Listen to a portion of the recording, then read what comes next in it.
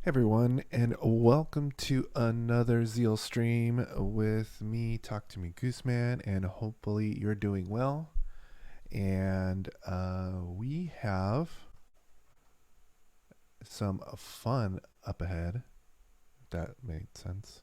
But yeah, we're going to be working on, today we're going to be continue working on Elixir, but we are going to be focusing on building something new. We're going to be taking what we did last Friday and building upon that and actually creating something brand new. And what the idea is we're going to be creating a Streamlabs or Stream Elements, whatever platform you use, tool clone. So we're going to make a simple one. We're not going to make it robust, but I thought it'd be fun to try building a Elixir slash Phoenix project that is a simple clone of what Streamlabs Stream Elements does. So that is what the project's going to be for the next couple streams. We'll see how long it takes us, but we're going to be building out a lot of cool things, and I feel like we're gonna learn, we're gonna grow from it, and hopefully we're gonna have a lot of fun doing it. So why don't you join me on this journey that to build that? Yeah. So let's go ahead and get started. Let me try sharing my screen over here. There we go. All right. All right. Okay, so we're just gonna. So if you were joining us on on the last Friday stream, let me try to clean up these some of the stuff. There we go. The last Friday stream, I had created a Phoenix project called Phoenix Twitch chatbot, and we're going to be pivoting that, and we're still going to be using the project, but we're going to pivot it so that it's going to be our Streamlabs clone. So let's do that. So let's start the process of pivoting this project such that we rename stuff. So let me close all this stuff, and let's call this Phoenix Stream Labs clone. So we'll update the README. Let's go ahead and take a look at the mix.exs file. And we're probably going to have to go through and update all of the module names from this to our new reference. So we're going to be doing a lot of crazy stuff right now. So every single reference that is to Phoenix Chatbot, we're going to update it to be Phoenix Streamlabs clone. So that's a lot of files changed. Let's see, 28 files. Luckily, we have everything committed. So if anything goes wrong, we can undo the commit, or we can revert back. So it's going to be Phoenix Stream Labs. Oops. We don't want to get rid of what we just pasted in. Hold on. Paste that in. Paste this in. Phoenix Stream Labs clone. There we go. So let's go ahead and do our replacement. Here we go. Ah. Okay. All right. So let's start up our application. So it should be mix. Let's see. How do we start a mix application again? Okay. We'll eventually get the hang of everything. But if we want to start our server, it's mix phx server. Server. There we go. And we do have some failures going on. It looks like we might we'll need to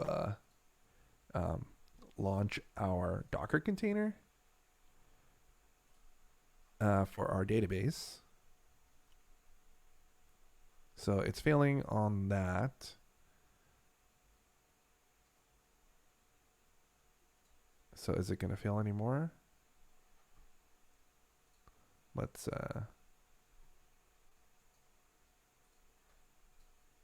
okay.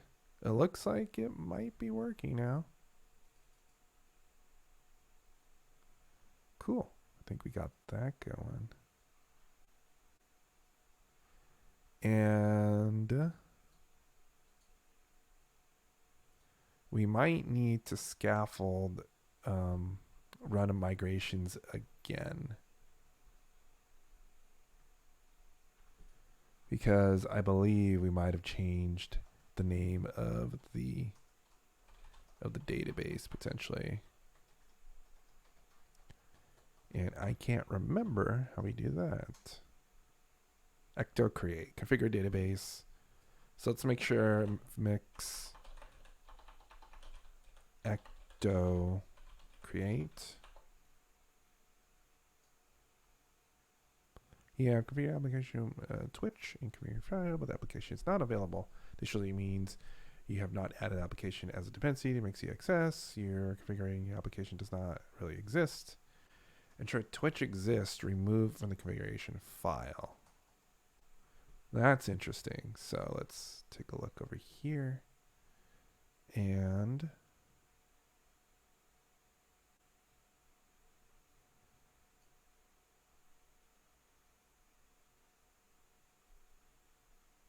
so there's TMI, and I believe I had added TMI to the application file. Application EX file.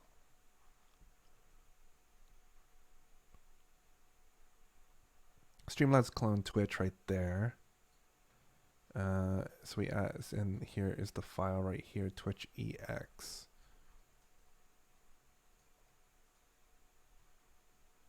But it looks like it is running, so we'll just leave that alone for now. We'll figure that out later because we are getting the TMI.js events coming through. And if I were to say something in the chat going like, hey, and we get the message here that's printing out in the log. Cool. All right, so I think it might have successfully got the server running. Let me double check some stuff. So we're running on port 4000. Let's go ahead and open up port 4000 just to make sure that everything is properly running. And yes, so let's check the live dashboard just to see things. And yep, everything is looking good. So let's go ahead and commit this change of rename everything to Streamlabs clone. So rename project to Streamlabs clone to Phoenix. Streamlabs clone. Go ahead and commit that. All right, next thing I wanted to do is I wanted to do some initial setup for our project. So we set up things for success in our project. I have been reading, so I am not, disclaimer, I am still 100% new to Elixir, and because of that, I am trying to consume as much knowledge as possible. So I have been reading a new book just recently called Adopting Elixir. So let me pull that. Let me pull that book up. And so far, I've been enjoying this book because this book is instead framed on the idea that you are a software developer and you already know how to code and stuff like that. So like what does it take for you, your organization, your company, whatever it is, to adopt Elixir, and what are the concepts behind it? How can you migrate an existing application from one system to another, moving to Elixir? It tackles all those type of issues. It's not, nuts to bolts, an introduction to the language, but instead like an introduction to it from the adoption side of things. So if you're already a software developer, adopting Elixir is actually a pretty good book to read, because it just comes from a whole different angle of things, and I've been enjoying reading it. One of the things, at least me personally, is like when I start adopting a language, I want to know like the tools used for it. How do I enforce styles and stuff like that? And they had a chapter on that, and I took a couple bookmarks of tools that they recommend for keeping up with code quality and stuff like that. So let me go ahead and pull that. I have a couple links and stuff like that to that. So let me try to pull that up. So that should be under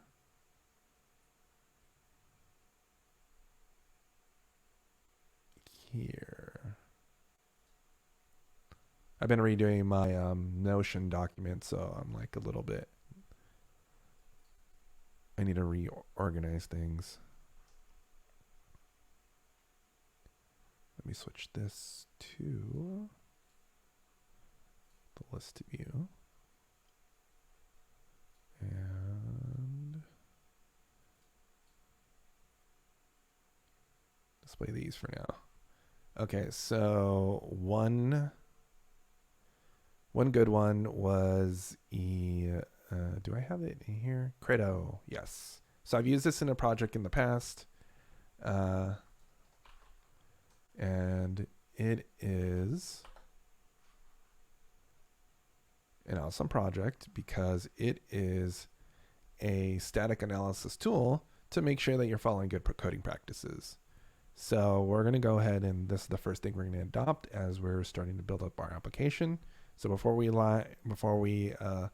write another line of code, we are just going to try to set ourselves up for success and good coding practices by adopting the latest by adopting well-written tools that will allow us to write well-maintainable code, ideally.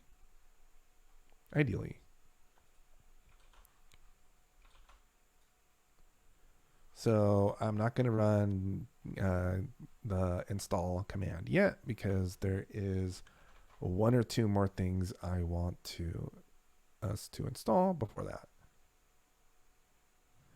So another one to take a look at is dang it, that is not what I wanted to do.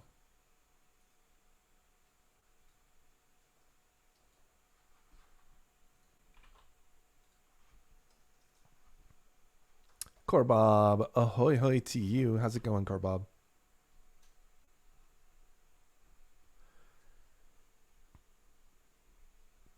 So the next package to to manage our project and write maintainable code is this Elixir, and this allows us to I try to remember what that's static class tool for Erlang the language, the bytecode. So this looks at it should look at our function headers. If I remember correctly. Our doc types, set. Mix task to simplify use of Elixir in a program. It's like that's like I don't like the description for that. Like I'm trying to find the best description for this.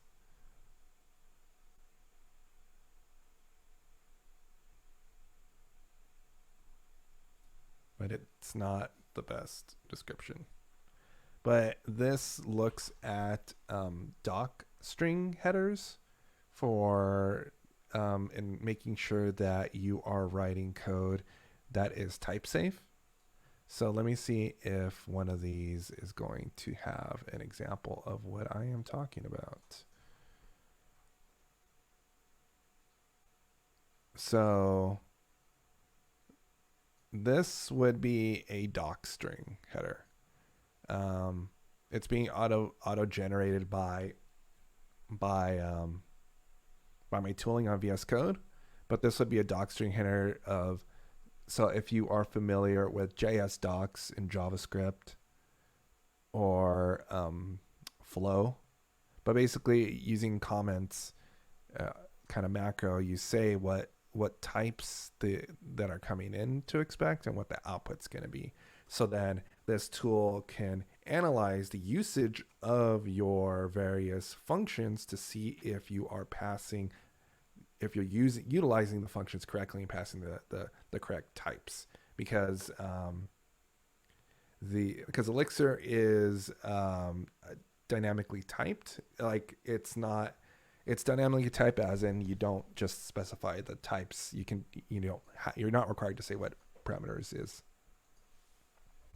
MyPy. I never used. I'm not familiar with any if that's a Python tooling. I'm not familiar with that, but I'd imagine so if it's resonating. So we're gonna go ahead and add that next. I'll look it up right now. Let me just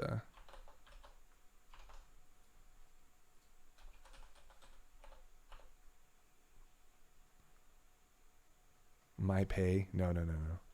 Optional static typing for Python. Okay, yeah. So it's like this. So it is like this, but instead it's as a comment instead. So it's basically static and not checked at runtime. Correct. It's not checked at runtime. That is 100% correct because of the way Elixir works in the end. Ooh, it's already like fetching stuff. Interesting. And then the other tooling that let's keep on going down the list of stuff that I wanted to add to this project to make sure that this project is good is I think it was generate API documentation from tests. This one's interesting too. We can generate, like, Bureaucrat allows us. So I thought this one was cool. This is a generator, a doc generator, so that you can generate API. You can generate documentation from your tests. So I thought that was cool. Elixir pretty much enforces, like, it's best practices in Elixir to write plenty of documentation. But this is pretty cool to see a tool that will take your API docs and then generate documentation from that, like actual like code documentation from that. Trying to think if there's one other tool that I wanted to get. So we installed all the Credo. I mean, Elixir already comes in built with a built-in formatter. We're using this Elixir, and then I guess Rails test coverage, coveralls is like, it's pretty much like the ubiquitous, like, it seems like every single library that does test coverage is something coveralls. So we'll add that into. I accidentally closed this one. A library that reports test coverage statistics, and option to post the coverall IO service. Yeah, so we'll install this one next.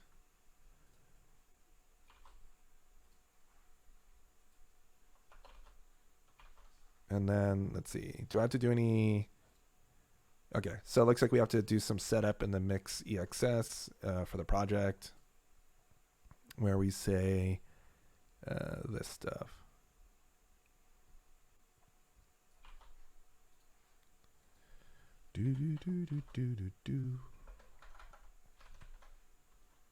Well, how's everyone doing today? How has your week been? So we got that going.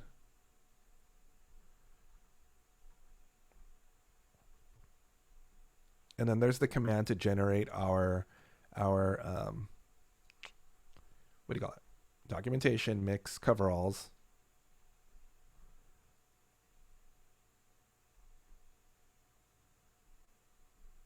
Oh, that's cool. They actually say how you can do it in GitHub Actions. That's really nice. Given that GitHub Actions is relatively newish, that they're adding that in for the different type of pipeline tools that you're more likely to use or you're likely to use. Fantastic. Got my first software engineering job.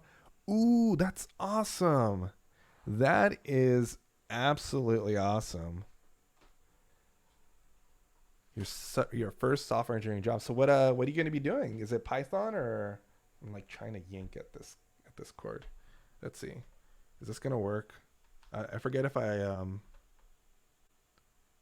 don't have it set it up. I don't have any of my audio cues set up anymore. No. Back in Haskell work. Very pumped about it. Yes. That's awesome. That is absolutely awesome. Okay, let's go ahead and just install our dependencies. When do you get to start?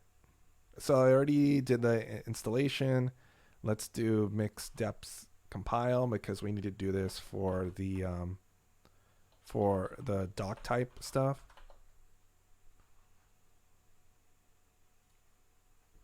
And then so it's a little tedious to have to run each one of these commands separately.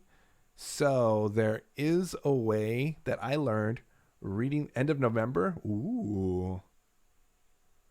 So you got plenty of time to prep for work if you wanted to, or party, or make sure to take a decent vacation before you get into it. But there is, so I learned about the ability to alias commands. So so instead of having to learn to write the different commands, like if I wanted to run credo, if I wanted to run what do you call it, the formatter, the test coverage tool and stuff like that, if I didn't want to do any of that, or if I didn't want to remember all of them, you can create alias commands that I found out about. Let's see if I can remember off the top of my head how to make an alias command, or if I made any notes how to do that.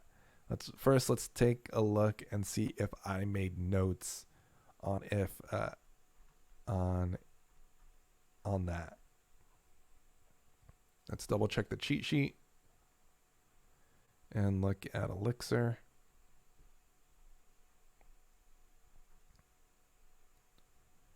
Formatting code, type spec. Oh yeah, here's an example of the type spec definition. So I wrote some notes so I can make sure to get it right. So here in Elixir, this is a function that takes in an x and a y and just returns back x plus y.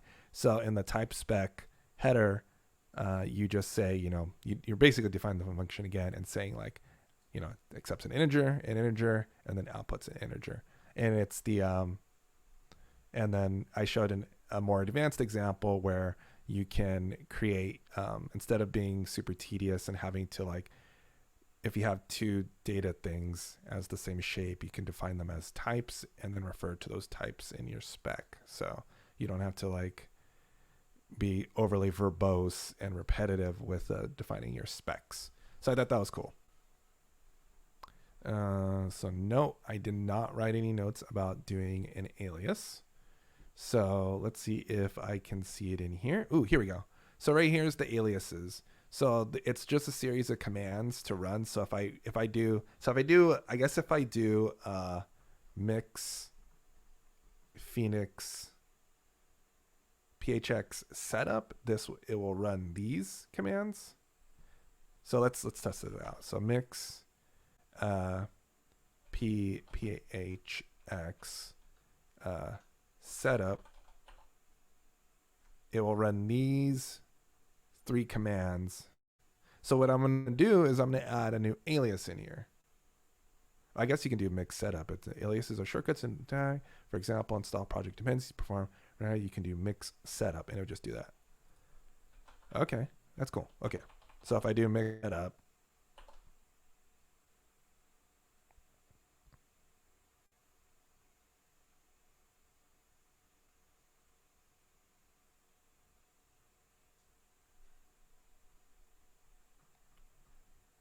let's see. So protocol string char is implemented.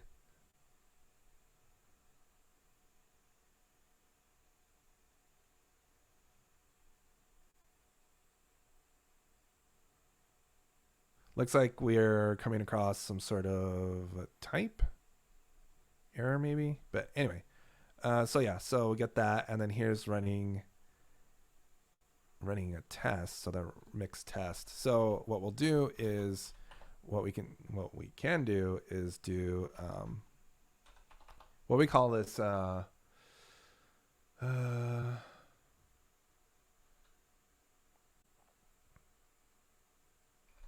we can one for call it lint. So let's make a lint one. A lint and then lint mix format, the built-in Elixir formatter. Ecto is the built-in ORM. So yeah, so it is the tool to interface with the database. That's what Ecto is. And then, so I don't think we have to say format. So format, and then we want to run credo next, because credo is our static analysis. So one's a formatter, one's a static analyzer, and then we can use the directory or project to analyze PTL or create it, updated, and do this, and then dialyze. So this is running our full-on lint task. We'll worry coveralls checker later. All right, so let's see how this goes. So we do mix lint, and let's see it go. So it ran the formatter. I just saw it like change a line of code. Like you can see it changed lines of code here. Oh, I think it did something here. I don't know what it did. I mean, that's just me. All right. So now we have an output of stuff. So mix lint. So here is credo, whatever you want to call it, right here, telling us about issues with code readability. So it's with the built-in generated Elixir code or Phoenix code, it's already telling us that there's some stuff that's not very readable. So I thought this was pretty cool. Credo provides a lot of information versus like other tools like ESLint and stuff like that. It's telling there's a couple violations here. And one thing I learned was that you could, if you want more information about any specific violation, you can just do, so showing priority lists, use mix credo explain to explain issues. So watch, let's try mix credo explain.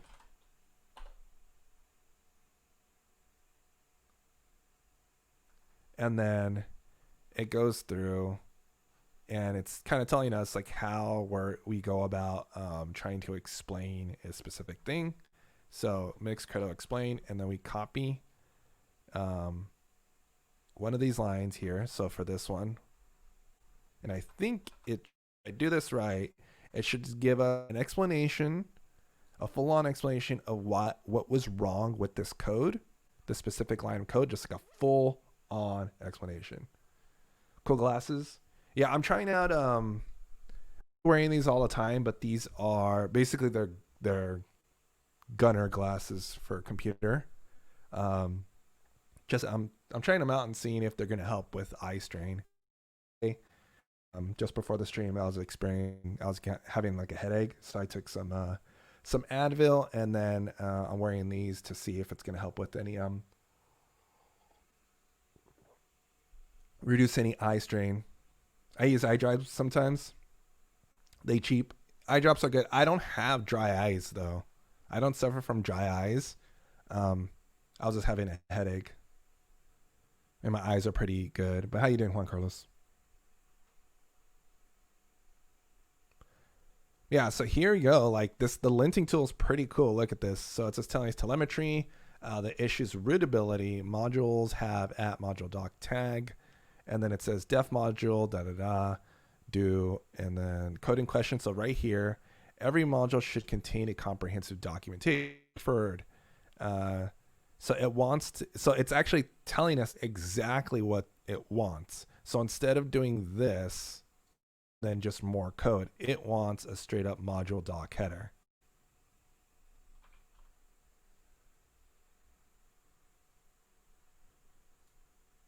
So it's giving us an example of the search. And then if not, if we don't want to do that, then we can just say module doc false.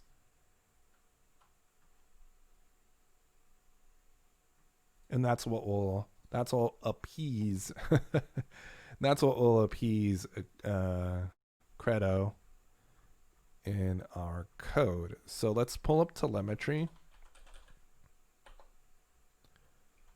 and so personally, I don't know what exactly telemetry does. I'm not that far in my adventures. All I know is I think it reports stats about requests and stuff like that. So I'm just gonna avoid even doing a module doc on it, because I'm not gonna touch this right now. So let's do mix credo again and see what the next violation, see what the other violations are.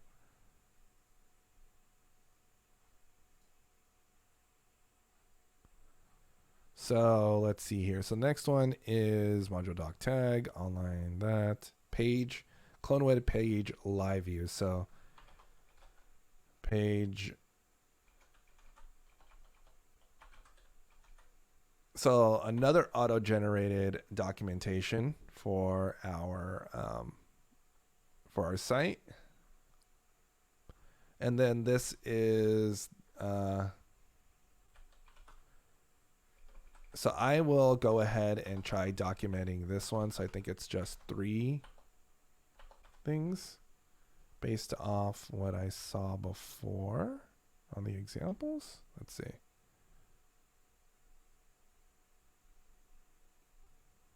Yeah, okay. So 3, new line, and then write out the stuff.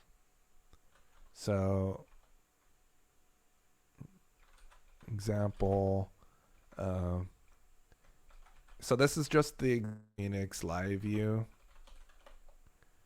generated by Phoenix when scaffolding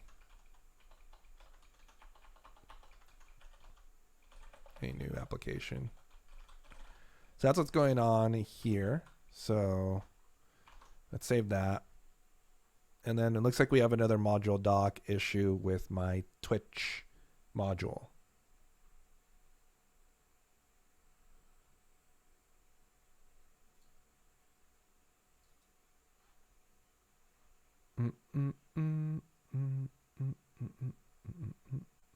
I need to rename these. I just realized I need to rename these files, these folders.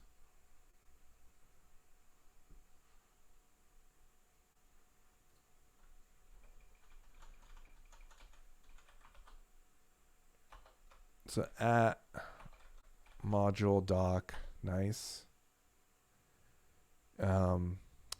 Twitch chat bot miss handler. So Credo should be absolutely happy now. Looks like we're not done with renaming stuff, because I just realized we have some old file names and such and such and such here. So we're not done with the file name renaming. So add credo. So we added credo, we added ex coveralls, and we added one more library in. It's stylizer.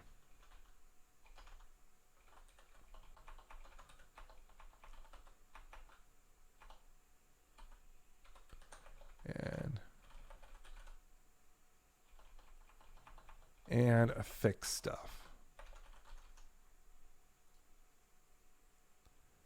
Sunny Sir. Sunny Sir. Sorry if I butchered that. Are you planning to use liveview? I do plan on using liveview. So this is going to be, we just started this project. So we're 100% going to be using liveview for the stuff because, so going to be creating, so we're going to, as it scrolls on the bottom, we're going to try to create a Streamlabs Stream Elements clone. And I feel like Elixir live views are going to be great for doing the overlay, the overlay website. Because if you're, I'm not sure how many of you are familiar with how Streamlabs and Stream Elements does their overlays for events on stream, but the events on stream and stuff like that, all those are, it's just a web page. It's just a web page that you add as a source to your broadcasting software. So it's a transparent or web page, no background or anything, that just has images and stuff like that hidden. Or you can show stuff like, event feeds and stuff like that. And then it has an API and it just, displays that information. So Phoenix Live View is perfect for that because I feel like that's really good. It's all server side rendered and it just gets pushed to that page and it gets displayed. I switched from Streamlabs to Streamlabs. Streamlabs does everything online as one page. Yeah. Yep. I like Streamlabs more than Streamlabs. And Streamlabs is only getting better, but that's besides the point. Being able to do that, I want to be able to do that with Phoenix, with Elixir. So I have it all server side render and pushed out instead of having to do other crazy stuff. For your use case, yeah. So it's going to be fun. We'll see what we can do. And it may not be 100%, but that's why we're just going to go for simple. We're going with simple clone. So we're going to have some fun with it. We're still not done renaming stuff because we renamed our project to Phoenix Streamlabs clone, and I missed some files. So Phoenix, and let's see, let me just make sure I get this right. Phoenix Streamlabs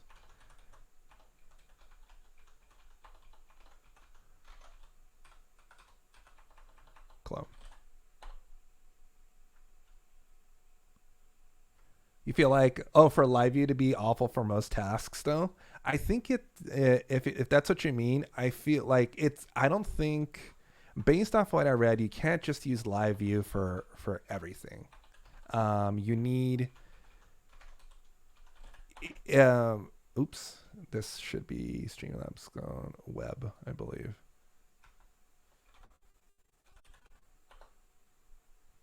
And also I need to rename.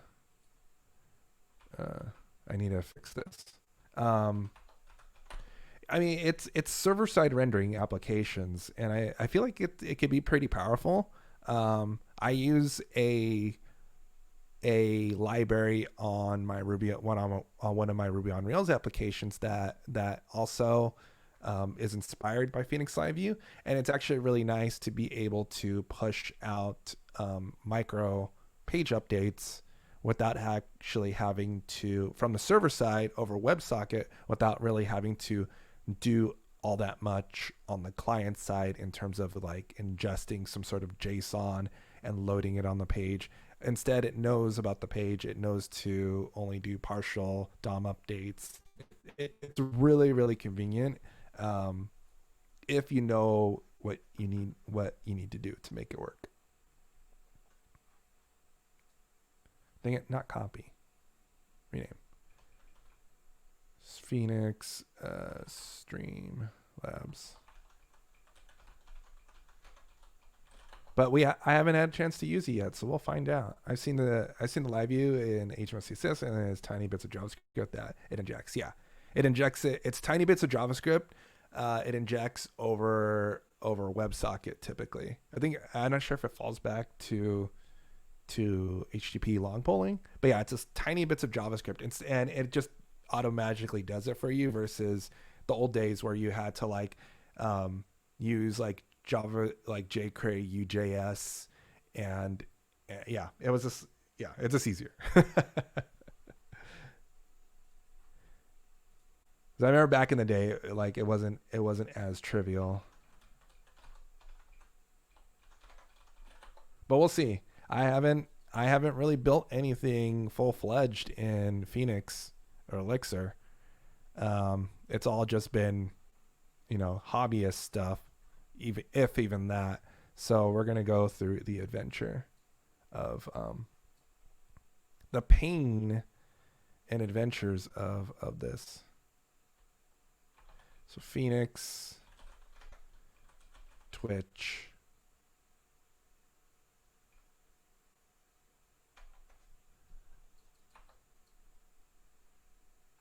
chat bot.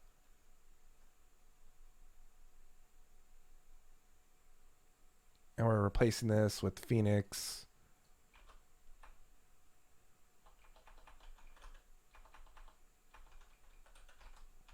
Phoenix Streamlabs clone.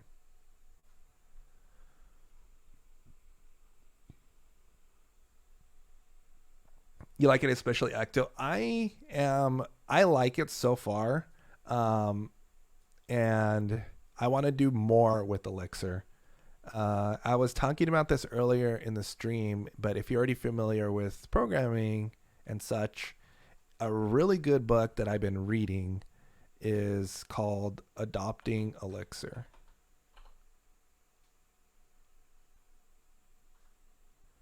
So Adopting Elixir has been turning out to be a very enjoyable book to read because it's not a book just teaching you. It's not a book about teaching about Elixir, from scratch. It's a book about teaching you about Elixir from the perspective of you, the engineer, you, the engineering manager, or even like CTO. Adopting, like the title says, adopting Elixir as a framework to move to, as a language to move to. So it's positioned in that perspective of, okay, so you already have an application, like here's Elixir. What type of ideas, what type of methodologies do you need to use in order to successfully adopt Elixir for your organization, for your team, for you, and move your old code, your legacy code, to Elixir. And there's like a bunch of I'm like about almost halfway through the book, and it's already covered like the simple case study stuff, and hiring people to do Elixir stuff, and then strategies to some strategies to transition to Elixir and have like a 50-50, do incremental transition to Elixir, but still keep your old code. It's a pretty nice book. You're disappointed, but with Svelte, they canceled Sapper. I was waiting to try Svelte again, with no longer in charge without me, a server-side Sapper. Sounds like a nice book. Yeah, this is a pretty good book. It's an enjoyable. So far, it's been an enjoyable read. Right now, I'm on the part where they're actually introducing you to Elixir, the programming language, and how it differs from other programming languages. So it's trying to explaining like what functional is, and it's not this long thing about functional. It's like the book knows you're a programmer, so it's just like, hey, this is what functional does. It doesn't mutate, it just it gives you a new data, it translates. So it's a good book.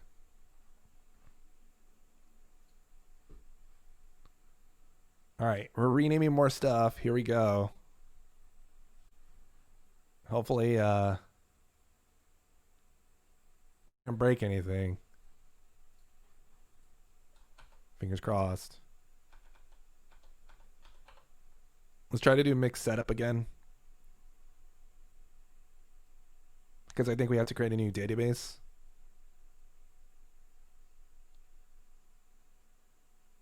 I think we're good.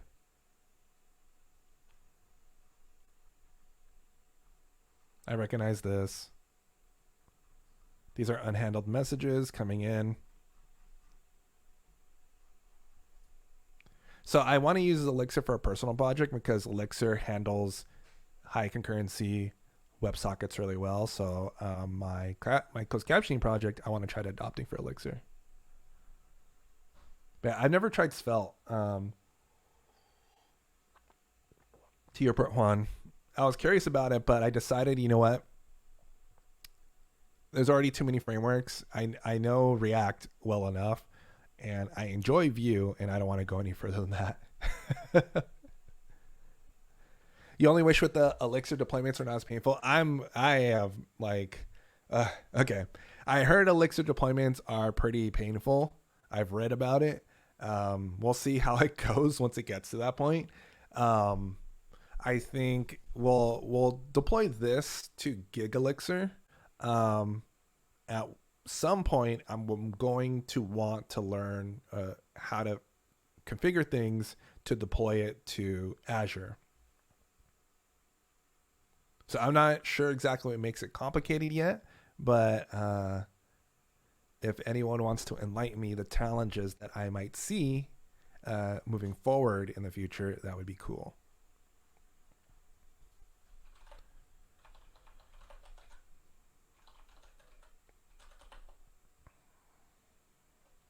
Mix phx.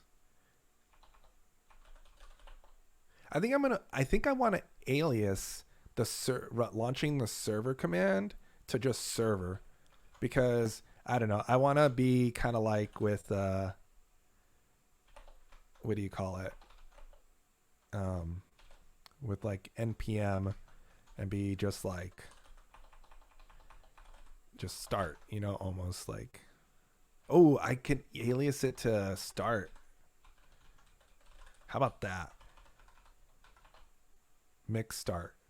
I'll call it mix start, and I'll just start everything up. What was this about? I saw like something scroll by.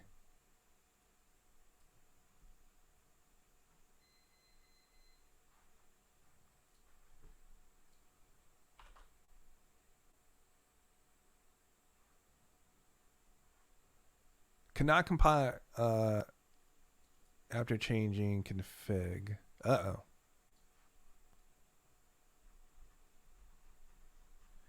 It expects the same runtime to be present on the server and patching ERTs. TS along with release will not work if your ERTS it was compiled on a slightly different setup. Oh, I think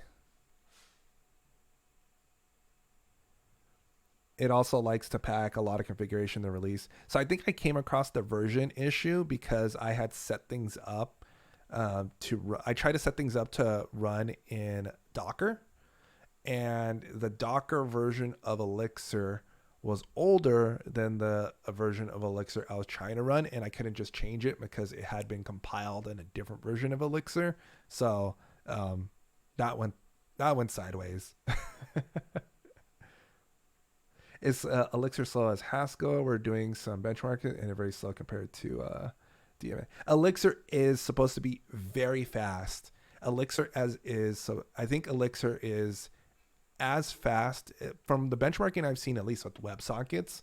Elixir is just as fast as Go, the Golang, because Elixir was designed to be fast from the start, because it's supposed to it was designed, or Erlang itself was designed to handle telecom traffic from, I think, I forget if it's AT&T that created it, or if it was Pac Bell, but it was designed to handle telecom traffic and switches and stuff like that, all that logic, and be extremely fault tolerant. So it was designed to be extremely fast and fault tolerant.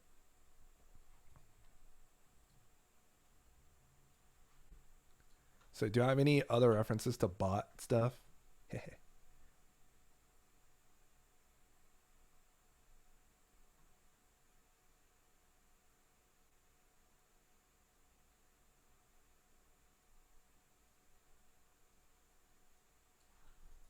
let me try this. Mix.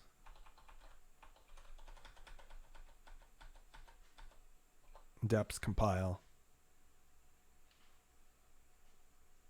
Nix-based solution to ensure that the build and runtime environments are identical. Works so far, but not ideal. So I'm hoping that by once I'm ready to deploy, and I'm going to deploy it not or going to deploy it somewhere besides Gig Elixir, that because I'm going to be deploying it Dockerized, that I won't come across that issue because everything's going to be identical. The environment is going to be exactly sandboxed to whatever I chose it to be. But I am not 100% sure how, like, if there's any caveats or challenges to deploying Elixir on Docker in Docker. So we'll find out. Docker's gonna make it identical. I know. It'll be famous last words when it comes to that.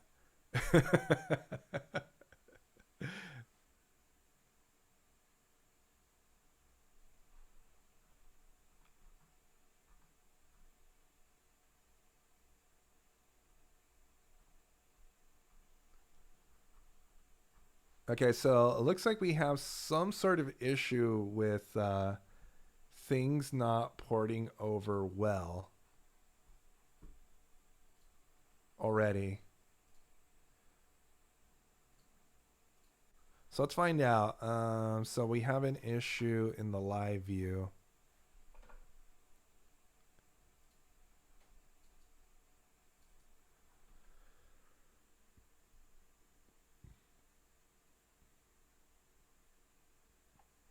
Streamlabs web. Everything is spelled correctly.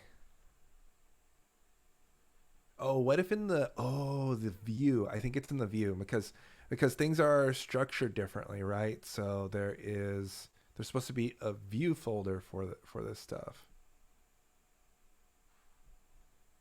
Templates. So lib. Is there? Or am I just smoking? Oh, I did it the other way around. I renamed the wrong file.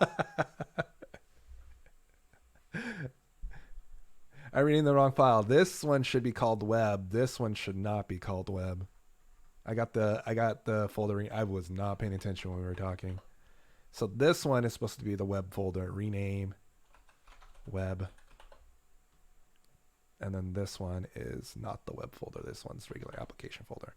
That, my friends, should be what we need.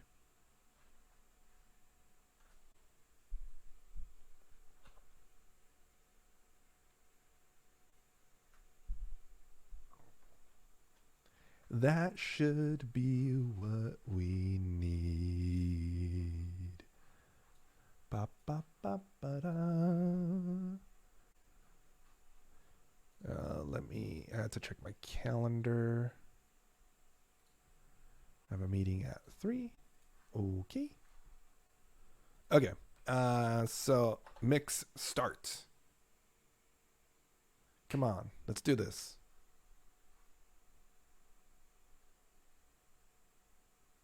So once all this is up and running and good, the next thing we're going to do is, okay, it's like we've set up the project, everything's good, we've renamed it, we've rebranded, we're good to go. The next step is to begin by creating a login page. So the first step to creating a Streamlabs type Stream Elements clone is we need user login stuff. So I've never done this before, so we're gonna have some fun. I heard like something fell like behind my shoulder. So yeah, we're gonna have some fun. Let me get rid of this. Okay, so everything's running, everything's good. Let's commit this. Finish finish renaming the app.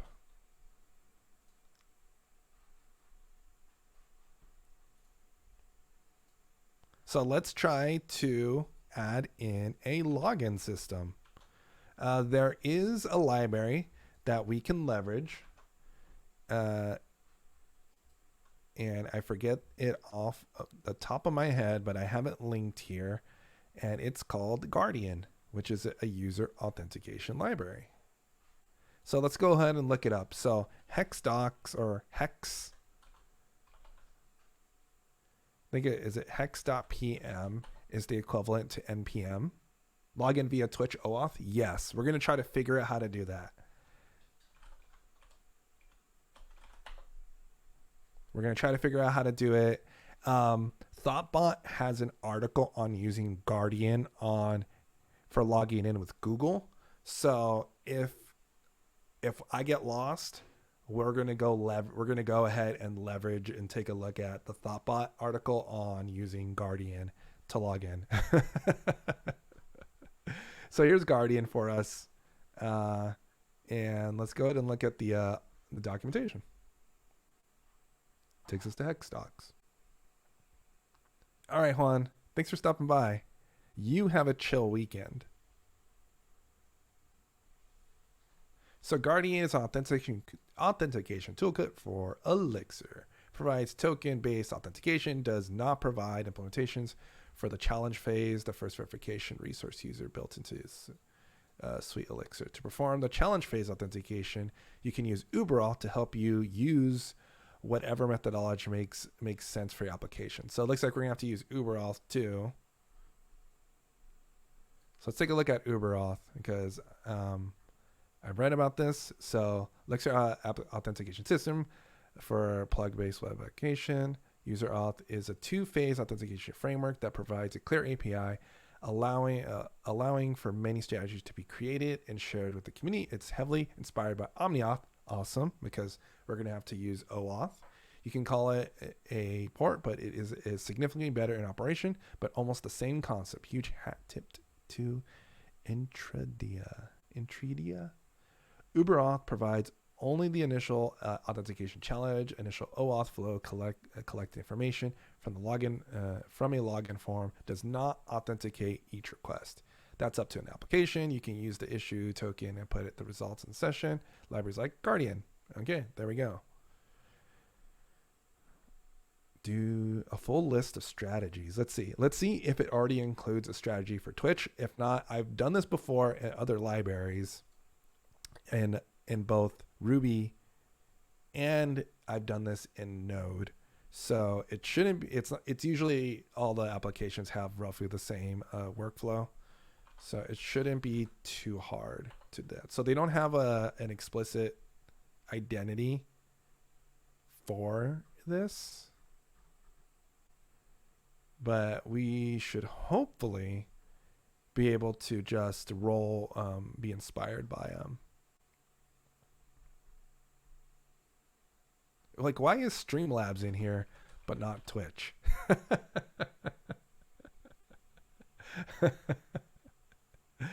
Oh, no.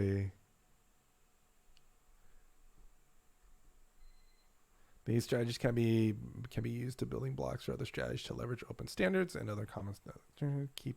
Please keep a list of basic user password strategy. So they don't have Twitch in here. But let's go ahead and install this to our dependencies. So we'll need a mix. Let's open up mix exs and add in our new application dependency. And then we also need to add in, well, I need to add in Guardian.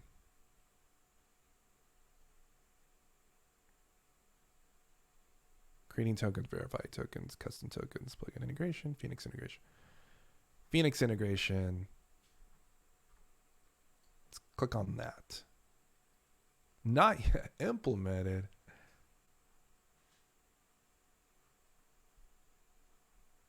Getting started Guardian. Here we go. I know it's like you get helpful. You see the link and you click it and nothing. So we'll use Phoenix for this tutorial since folks will be using it. We'll also use a default token type of JWT. Cool. If you don't have J, use JWT backend. Yeah, well, I'm already familiar with JWT. So authentication is a challenge phase. Prove who you are, then followed by a verification phase.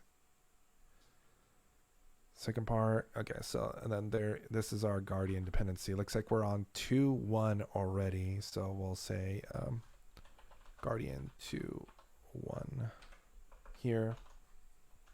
Mix. Oh, look, it's already going and fetching our dependencies.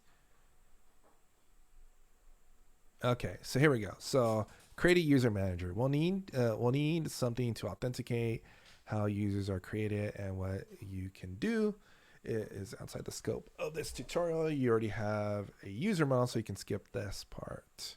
So I need to create a user model. Good.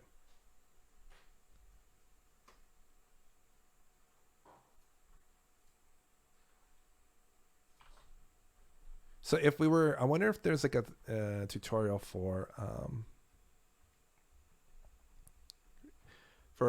Uber auth.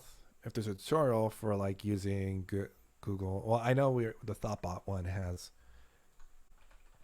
I'm wondering if what we have to do.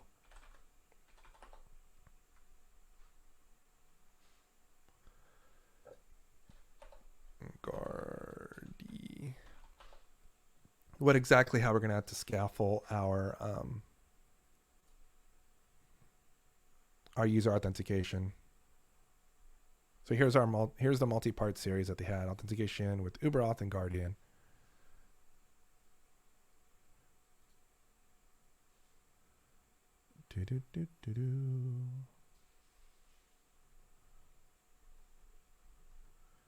So in the first part, they're like setting up like testing stuff. But I want to get to the meat and potatoes of creating an authentication page.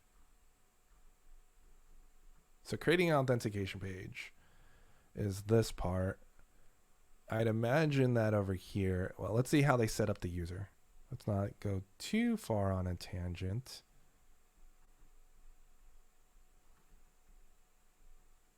Wait, did they generate a user, or is this all the web side?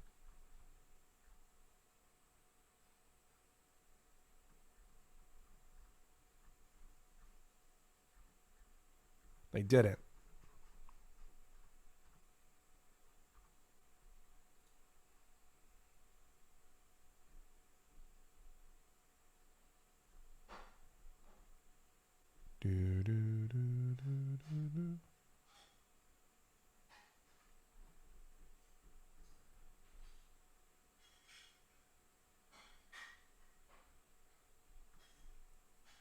This is not helping us.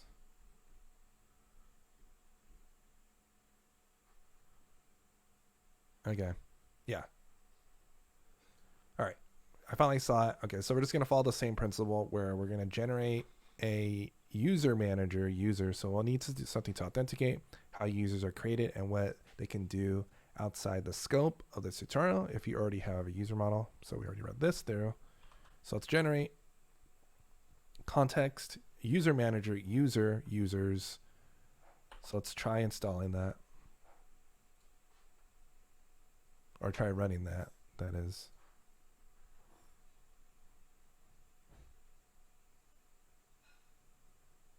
Getting a lot of deprecation warning. That doesn't feel good.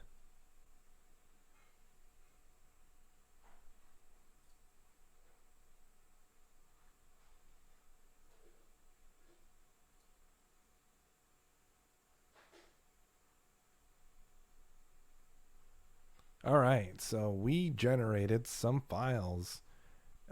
We have our user manager user. So here is our ecto user representation. our schema. So we have two fields, a password, a username, and then we have a change set that validates our stuff. So it's validating. We have we're grabbing username and password and validating that they're there. It generated a migration file. Let's take a look at the migration file next. And this looks very Ruby on Railsy. Create table, add username and password, both strings. And then let's check out this. This is our module for our user manager. Listing users. Cool. So this is like our DSL for our ORM. Cool. And then we have tests. So mix ecto migrate is next. Note, if you already have a user model, you'll need to implement some of these functions generated by the get context, updating, deleting, changing the user, create implementation module. So Guardian needs an implementation. This implementation module encapsulates token tag configuration, encoding, decoding, callback. For more information, please refer to implementation module docs.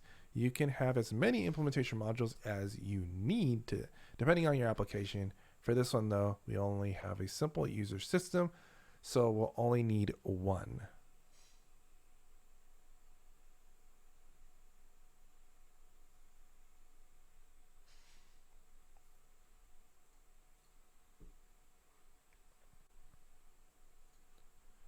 So our migration is complete. We should have stuff in the database, and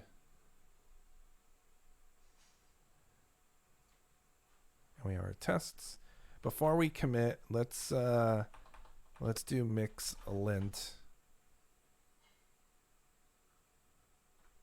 as we go through this. So it looks like we have one readability issue, and that is with the user context. We don't have an app module. So I'd say this is the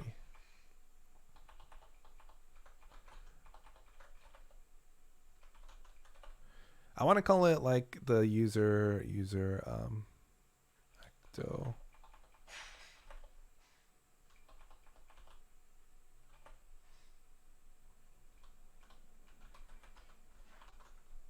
Our user ecto schema. Good and simple enough. Okay, I'm gonna make a commit. So try to make commits as often as possible. Okay, so add in a user.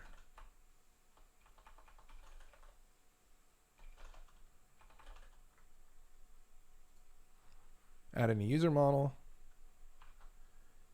Next. So next is the implementation that they're talking about. So let me read more about this implementation. So looking at this code here, OTP app, auth me, alias. So we're aliasing the user from user manager, and then subject token, okay, to string, resource for claims. So we're looking up the user. So subject for token and resource for claims are inverse of one another. Subject for token is used to encode the user into the token. Resource for claims is used to rehydrate the user for the claims. There are many other callbacks that you can use, but we're going basic. So let me look at this implementation module thing. Implementation modules are the heart of how you interact with Guardian in your application. Almost all functions are using Guardian are done via your implementation module. It encapsulates the configuration and behavior that you specify and utilize a token backend to implement the details of the type of token you've chosen. The default is JWT. Previous versions of Guardian use the Guardian module directly, which is very limiting. This limitation forced only a single type of token could be used for your entire application and made customization difficult, verbose, and somewhat confusing. So Guardian is used to encode, decode tamper-proof tokens for the purpose of authentication. For integrations, see the plug guide or the Phoenix guide. If you're using a plug or Phoenix, you probably won't need to drop down to this level, but from time to time it's useful. Okay, well, if they say I don't have to drop down to this level, then let's go ahead and kick this to the side and save some time. Okay, so we need to implement this next. So we need to create a file called Guardian inside of our. So we need to create, inside user manager, create a file called Guardian. Guardian.ex.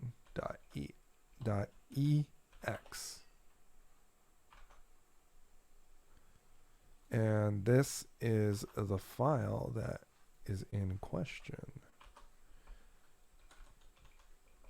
So I know ahead of time that this is going to complain about a module doc. So let me go ahead and try to copy.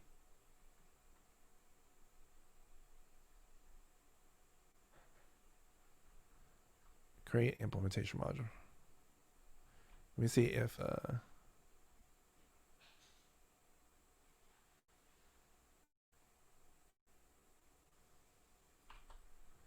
so I'm going to copy and paste this, not this, not anything from here.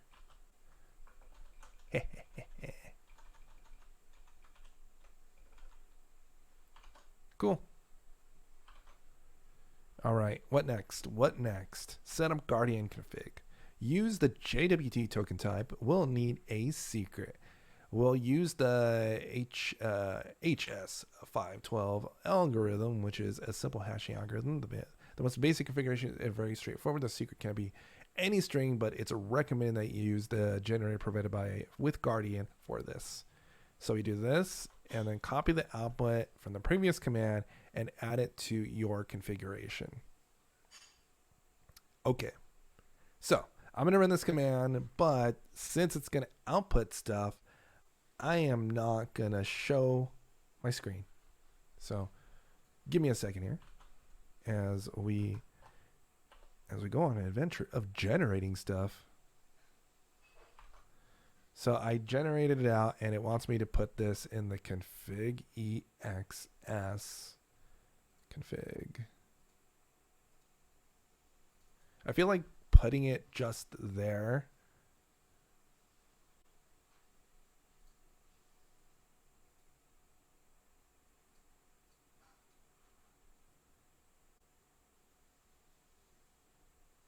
Oh, interesting. Give me a second here.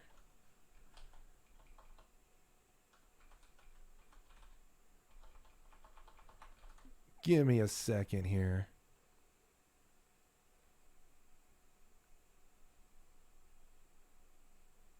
That took as an example of something that would get packed in a release bundle and will bite you in the butt later. Yeah. So if I accidentally leak it, need to make sure to rehash a new one. Let's see. I want to check one thing about this token.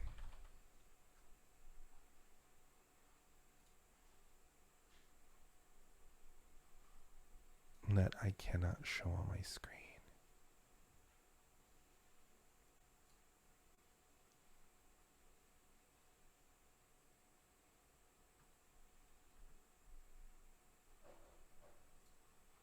That's pretty yikes that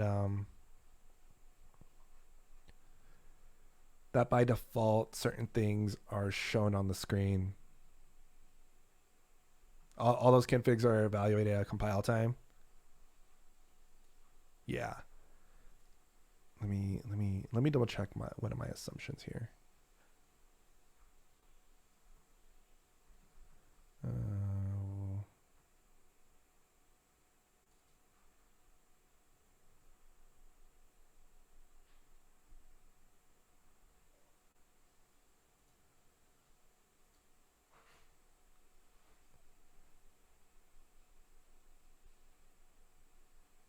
Another little trap. Yeah, so that's what I'm curious about, which I'm trying to what do you call it? validate here.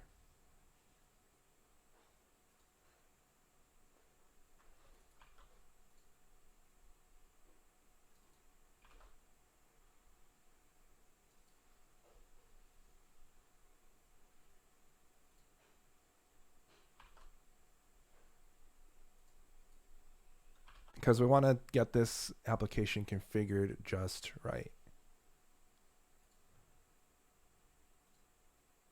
Okay. Let me clear this real quick, and I want to show you what I was thinking, and I'd love to hear what you think. So let me hide this. Okay. So it was talking about in the guide, it was talking about generating a secret and adding it to the config such that your auth me key under this issuer. So I was looking at this and I was looking at the config exs, and when I opened this up, I saw this, like this secret key base here, and this freaked me out because I'm like, what? The secret key is just playing out right there. It's not like the config exs is not included in, it is included in your commits and not included in the ignore file. So for a second, I was flipping out being like, what the hell? Why is this here? But then I took a look at the prod secret exs file here that I hope overrides this config. So there is an additional config here, the exact same one config Streamlabs clone with the same endpoint, and it has a new secret key here. So my hope is that this is just a default value for when you're in development, but when you deploy this and you run this in production mode, it actually reads this this value here, which is loaded from environment variable. Yeah, because I just generated this Elixir project last week, so it freaked me out. But then I saw this in the actual secret exs for the configuration, so it actually overwrites it. So I'm gonna follow the same convention here with setting the environment variable. It doesn't look like it's like a thing here. Yeah, so you can see right here, it's loading in mix env exs, which would be, I would hope would be let me see this. Because right here, we're loading dev secret exs for this one. I remember setting that one up. So what I want to do here is I want to do the exact same thing where this is loading an environment variable.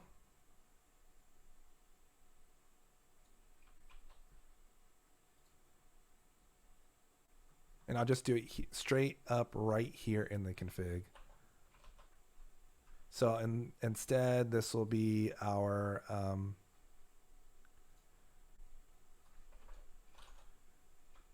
going to call this the guardian.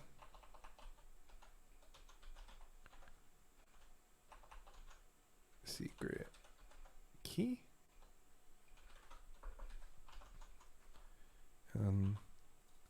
I like how this like raises an error here.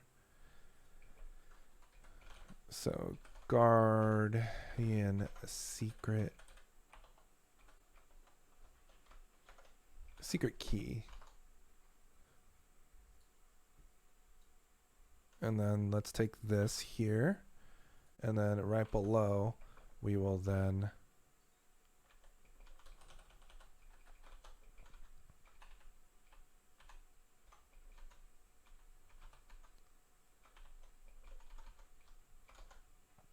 we'll use guardian secret key.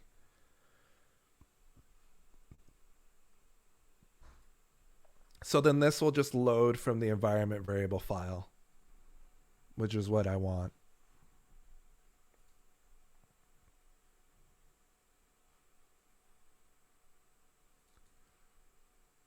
So prod exs loads prod secret. Okay, good.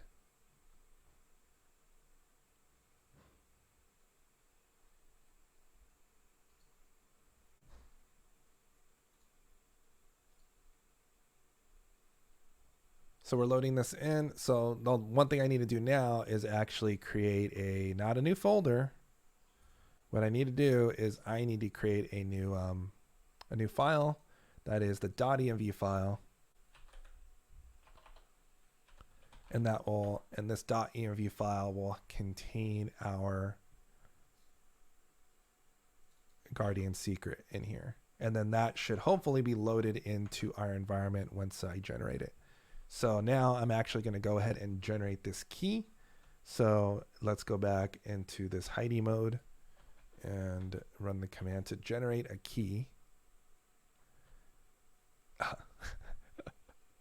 It's trying to run that. It's trying to run the applet. Oh, that's funny. So when I'm generating the key, I'll show this. So when I'm generating the key, it's trying to run the application, but since the application has yet to have the key, it errors out. So I had to comment out that code real quick. That throws an error.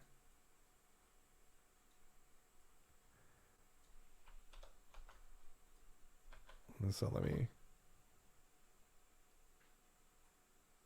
Okay. So it's generating an entire key for me.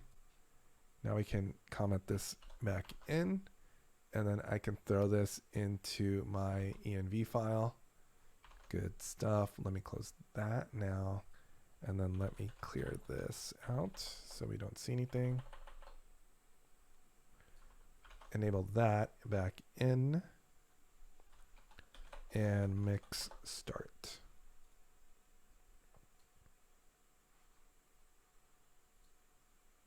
Oh, what the heck? What do you mean it's missing?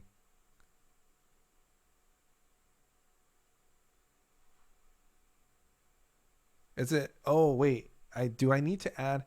I remember Builder Argus telling me that I think I need to add in a library so it actually Phoenix actually loads in .env files. Because does Phoenix not load .env files by default? Elixir.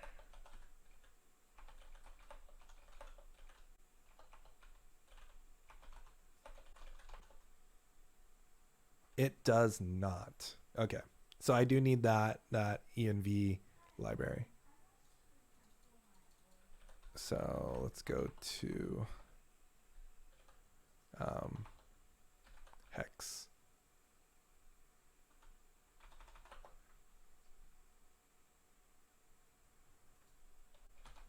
Or you can use the dir env and have the shell handle it.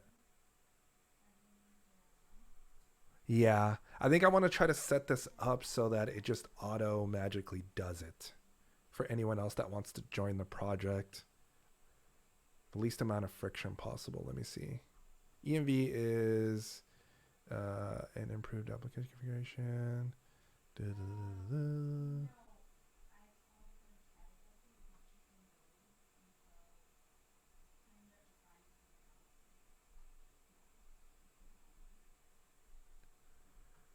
Okay, this is not what I expected it to be. I think that's the library we're using to get the add-on credit for checking environment variables that are evaluated Elixir compile time. .env. That looks familiar. .env looks exactly like the name of the package that you use in Node to load environment variable files.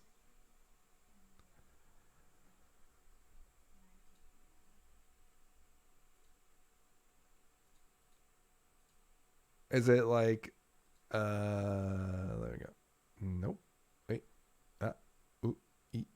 This module points to both OTP application API and serverless API.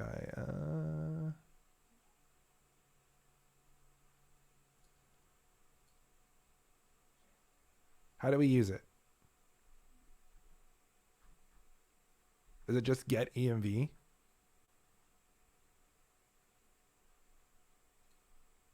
I'm still 100% not comfortable yet with looking at Elixir docs. I will be honest.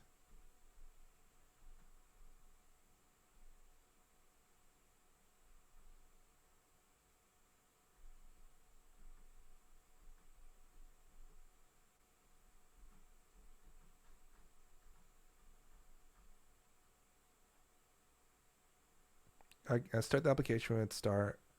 With start 2 on starting, it will automatically export the environment variable with the default EMV path. The environment will then load. Okay.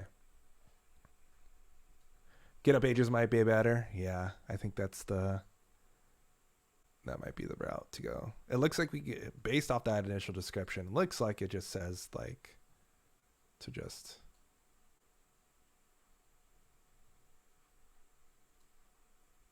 add it in. This isn't the Elixir way. Oh no! Elixir has an excellent configuration system and this .env implementation has a serious limitation that it isn't available at compile time.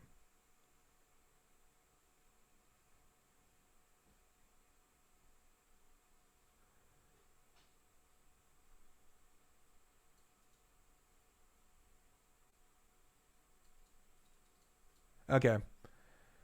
I'm gonna just put it in to the I'm gonna just put it into the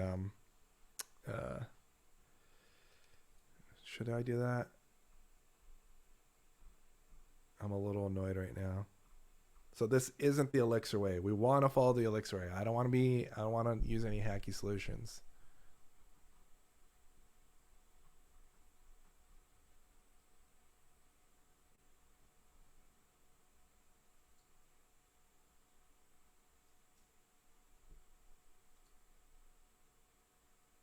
So I think you were mentioning that you can use the dirt env and have the shell handle it.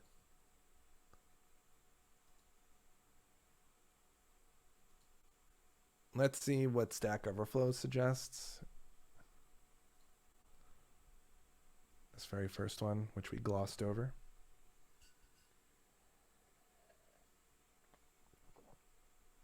I don't like this way since I need to use type.source.env whenever I restart the app.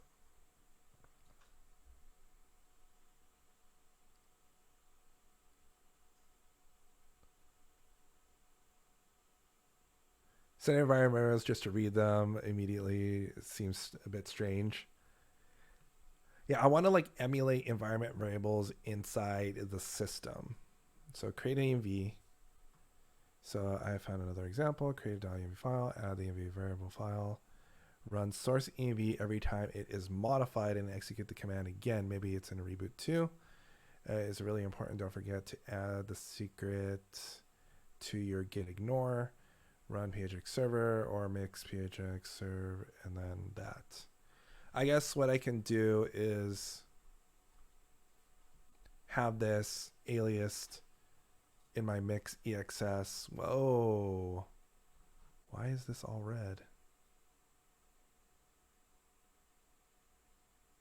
Oh, because it's missing from the environment. Oh. So can I just do this? Am I able just to run in my alias source.env? Will this work? Is this going to work? Question mark, question mark. Ah.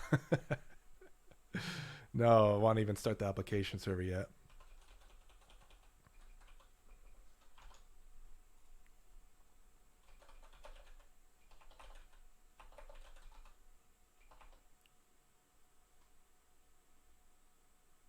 You might need to prepend with CMD like npm example.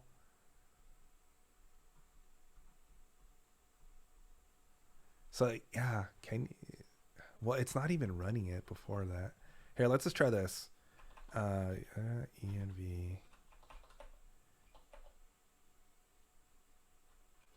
and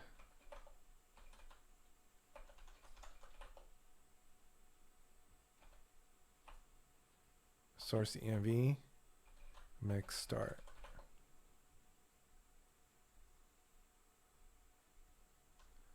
So it's not even, it's not reading it, period. Give me a second here.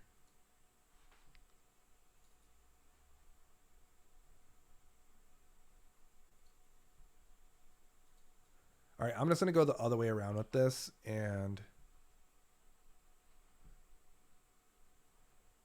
add this to, I'm gonna add it directly to the prod secret to the my dev secret file, because this is proving to be a pain in the butt.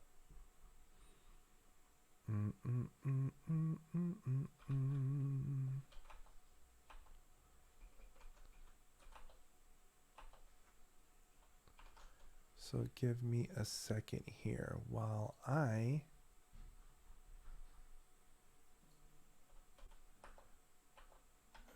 do the switcheroony here.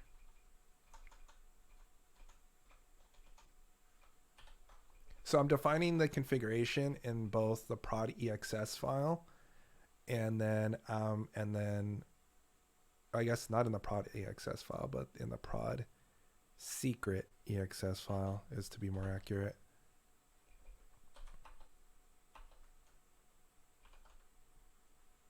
I guess I can show this part. So this is from an article I read. So is it done yet? So this is an article I read. I think Dr. Argus linked me to it about creating environment variables and stuff like that. So basically defining it in the prod secret exs file, or builder Argus, not Dr. Argus. And where we're expecting it to be an environment variable, but then also declaring it in the dev secret exs file that isn't committed to source, that actually has the hard-coded file in it, or the hard-coded string, authentication string in it.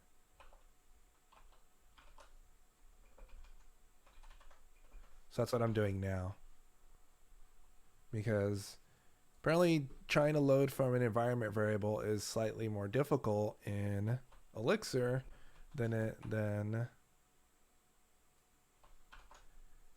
is in Rails or in Node.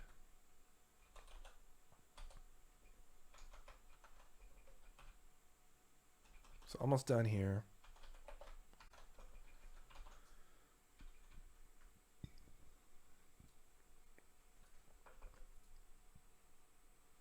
Okay.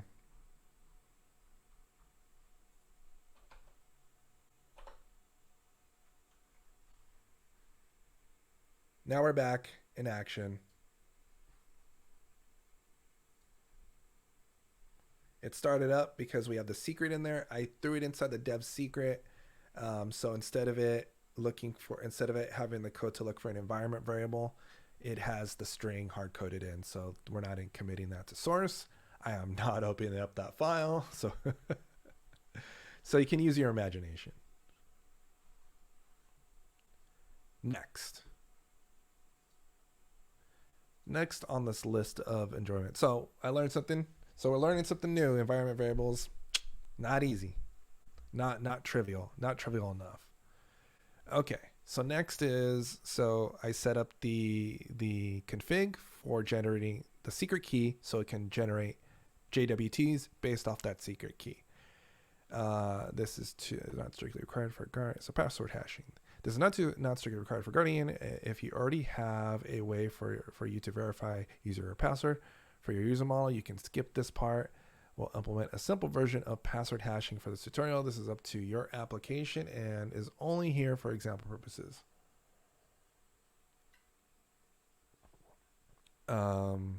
We added come on in and Argon to Elixir to our mixtips at the start. I did, that's for sure. So let's do that now, because we're going to need that for doing password hashing.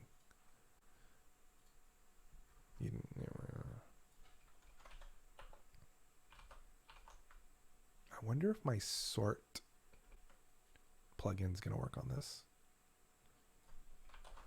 Sort JSON. No, it didn't work. Okay. We'll just keep on going. Let me close these files here. So we're probably going to be in user, it seems like. And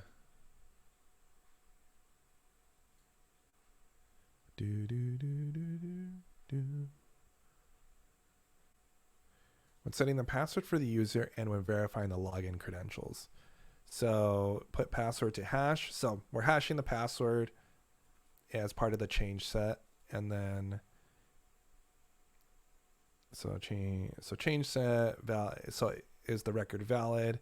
Changes for, and we're grabbing the password from it, and then change set password, and then we're hashing it. We're giving a little salt, a dash of salt. Put password hash, and then if it doesn't have, if it's not valid, then we just return back the change set. So we're doing a little bit of matching.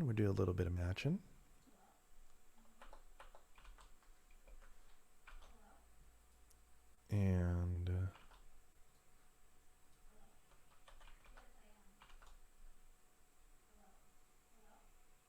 okay.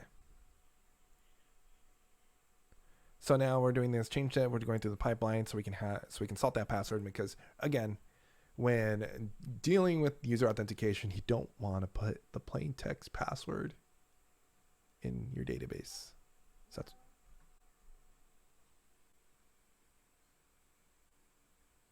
okay. Auth me. Oh, I need to change one thing in my configuration files because it's not auth me. And the dev secret and stuff like that. Config.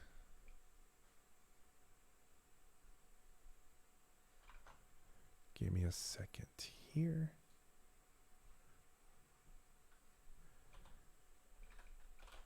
Phoenix,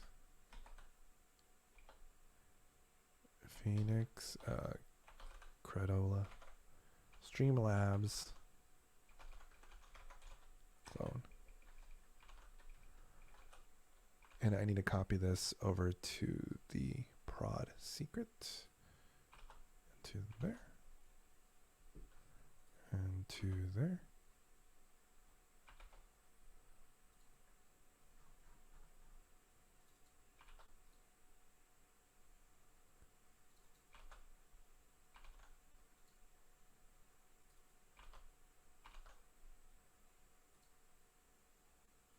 Let me close these files here, and we're back. Let me restart the server to make sure that we actually, let me do a little commit here too. So add in password, guardian, add in guardian, secret, logic, and password hashing.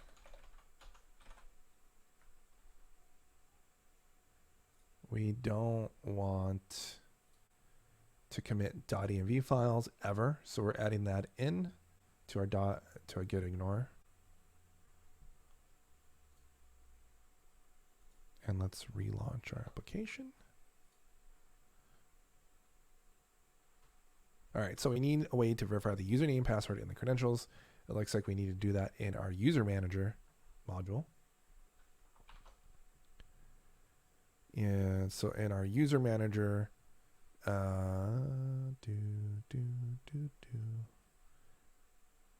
ecto query. So at the top of it, right by ecto query, we add in the alias to argon2.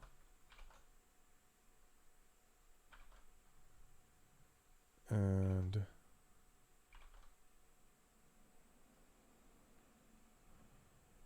then we add in the special method to authenticate the user. So if they provide their username and password, we are authenticating them. So user update, user create, get user.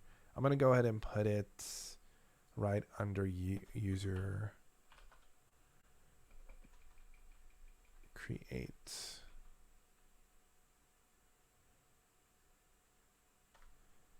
And then let's go ahead and add in some documentation header stuff.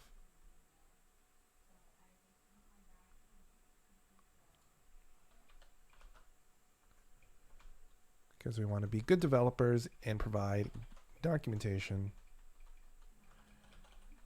So authenticates the user. Username and password. So do this. Authenticate user. And this actually should receive a username and a plain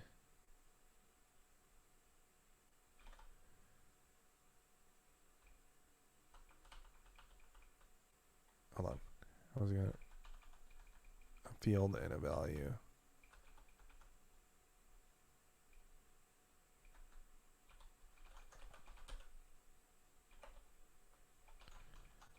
And a password. And then what does this expect to trying to see at this point. Okay, so let's go like this. So if it's good, then it returns back the user object.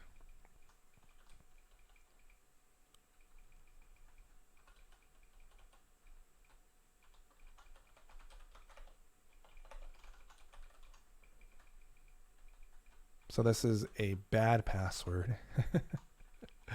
And it returns back an error, and it will return back invalid credentials as our response to this. Invalid credentials.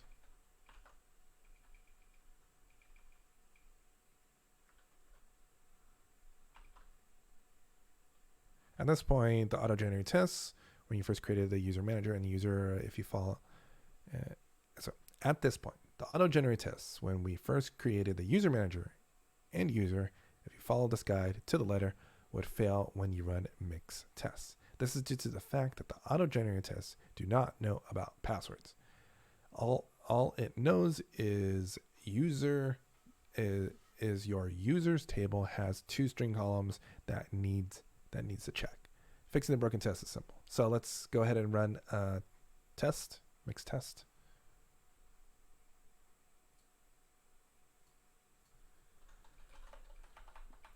So mix test, not text, test.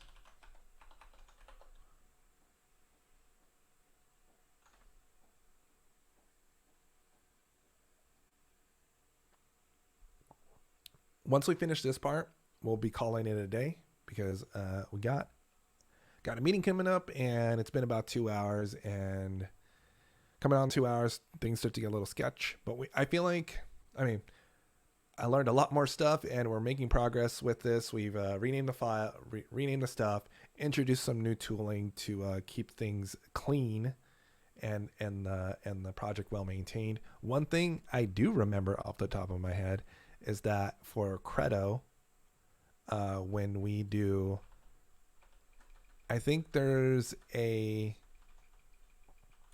-- strict command on it that we can leverage.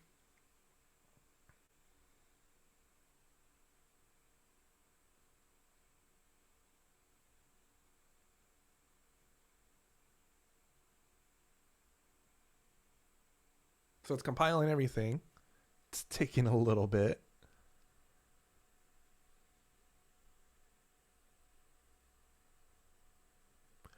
Poison. I like the name of that library for HTTP, for doing HTTP requests. Poison.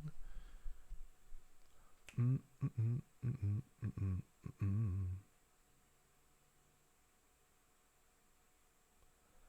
Ba, ba, da, da, da, da, da, da.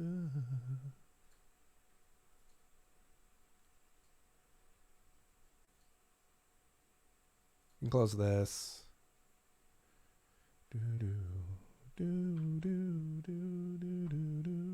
Wow, this is taking a while.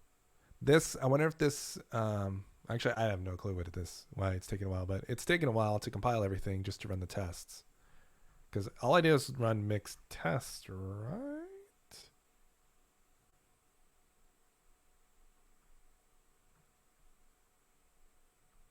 It's like a duplicate doc error. Interesting, but that is in an area of the code I can't touch. So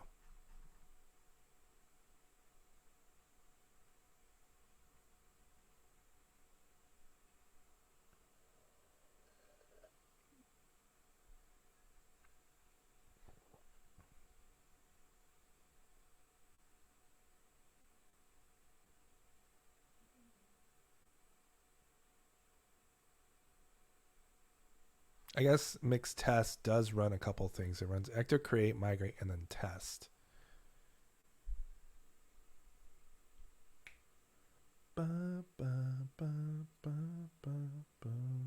I like how easy Elixir makes it to create aliases for commands versus doing it with Ruby or Rails. Just define it in the file, make it kind of like npm or yarn, where you just set like a command and then you just say what you want to run, and it makes it really easy to run multiple commands. That's awesome.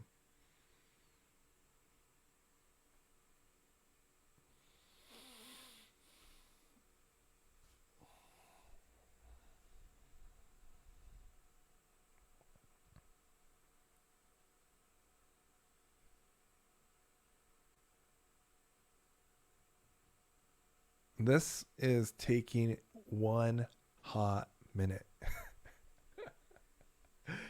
I wonder if it's because my computer is going in toaster mode or if it's just really that tough. Because if it turns out that, it's the computer's just really hot from the heat and stuff like that, um, Beam is really hustling. Google Chrome is naturally taking up everything. It might be worth it to, I bet your CPU will clock down because of the heat. Yeah. It might be worth it in the future to do this in GitHub code spaces. So it does all the number crunching happens on that dev server and not on the computer itself. Cannot start application Streamlabs clone, exited Streamlabs clone, application start. Exception, that's not fun. Ooh, auth me. I think I left some sort of mistake with an auth me reference when I was copying and pasting. Yes, this is totally what it is. This shouldn't be auth me. This should be our actual namespace for our application, because I didn't follow their guide to the letter. All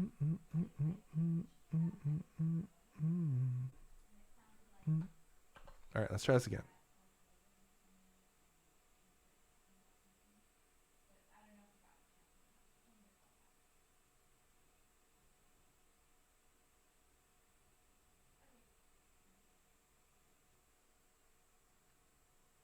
So how did it work this time? So cannot fetch application environment chat OAuth for application Twitch because the application was not loaded nor configured. Oh, interesting.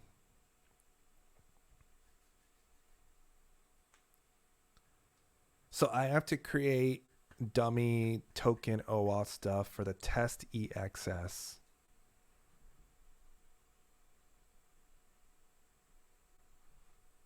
Oh, okay.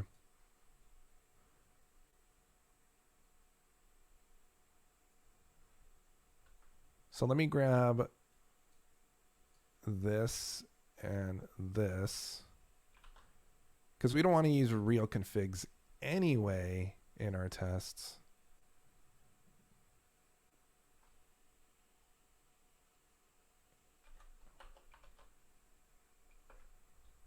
So it's complaining about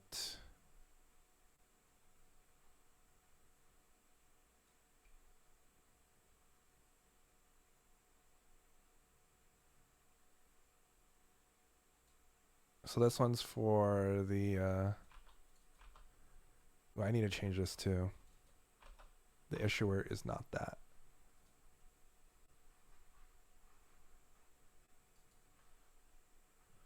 The issuer is Phoenix Streamlabs clone.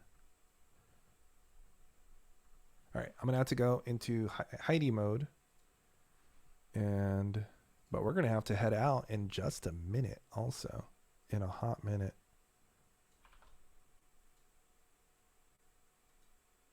Unfortunately. But environment variable configuration type stuff is always a pain in the booty when it comes to that stuff.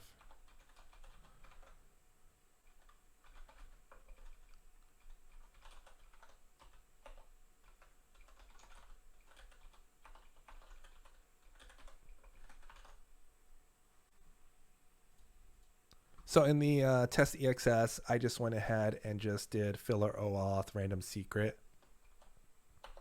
Because in the test environment, I don't actually want to connect to Twitch chat and stuff like that, because I just don't want it, you know, you don't want to hit real endpoints in your tests, at third-party endpoints. So there we go.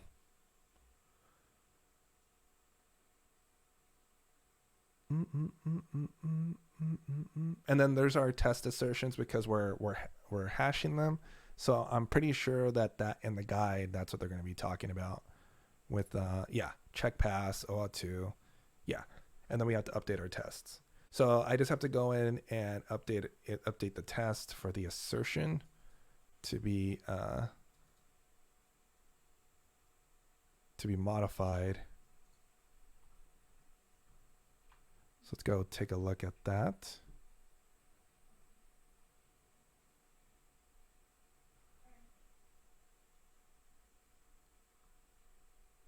So this one is update valid with valid data. So let me update this test right here. So all I have to do is update these tests. So I'm just going to update this one test, run it, see what happens, and then I'll do the rest offline, because I got to head out right now. So let's just run this test. I should say go from 2 failures to 1 failure, because we updated the logic. So it actually checks against the hashing, and it didn't.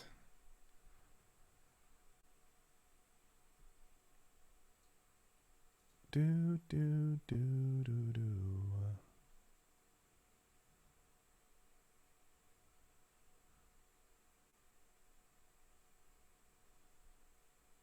Okay, well, all I gotta do is update this test and we're all good. So we won't be able to show this on the stream, but unfortunately, I'll be back next Friday, and we'll continue our adventure of creating this login system and doing Twitch Connect with this. So it's Twitch authentication, just like Streamlabs and Stream Elements. And we'll continue to build on top of that and try to get a nice little application going. So I'll see you next time, everyone. So have a good one, and I hope you have a good weekend, and I will see you next week. And hit me up on the Twitters if you ever want to see me and chat with me. So until next time, everyone, goodbye.